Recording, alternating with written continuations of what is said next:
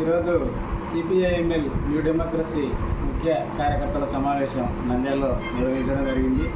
ఈ సందర్భంగా మేము రాష్ట్ర ప్రభుత్వాన్ని ఒకటి డిమాండ్ చేయగలుగుతున్నాం.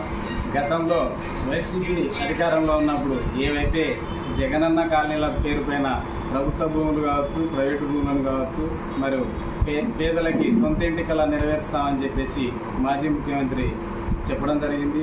దాంట్లోన జరిగిన అవినీతి అంతా ఇంత కాదు. మరి ముఖ్యంగా చెప్పుకోబోతే ఒక నంద్యాల జిల్లాలోనే దాదాపుగా 40 నుంచి 50 కోట్ల అవినీతి జరిగింది.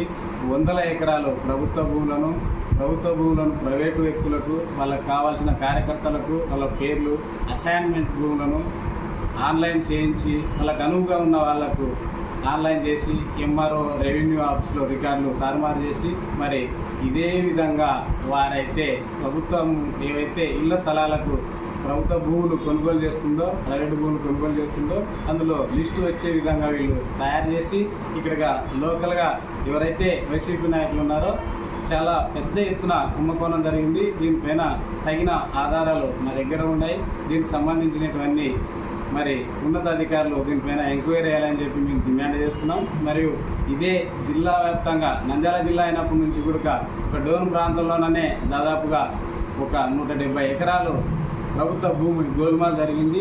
వాటిపైన క్లుప్తంగా మేము అన్ని రికార్డులు చూపించగలుగుతాం. దానిపైన కూడా పూర్తి విచారణ చేయాలని చెప్పేసి ప్రస్తుతం వచ్చిన అధికార పార్టీని, రాష్ట్ర ప్రభుత్వాన్ని మేము డిమాండ్ చేస్తున్నాం. అక్కడ స్థానికంగా ఎవరైతే ఎమ్మెల్యేగా ఉన్నారో ఆయనను కూడా మేము గతంలో కలిసి ఇదే విషయం పైన వివరించాం.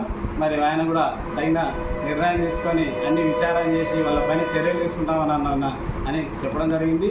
ఈ సందర్భంగా మేము దీనిపైన ఎక్కడికైనా సిద్ధపడతాం. దీనిపైన విచారణ చేయకపోతే మేము ఆందోళన చేయడానికి కూడా సిద్ధంగా ఉన్నాం అని చెప్పి తెలియజేస్తున్నాం.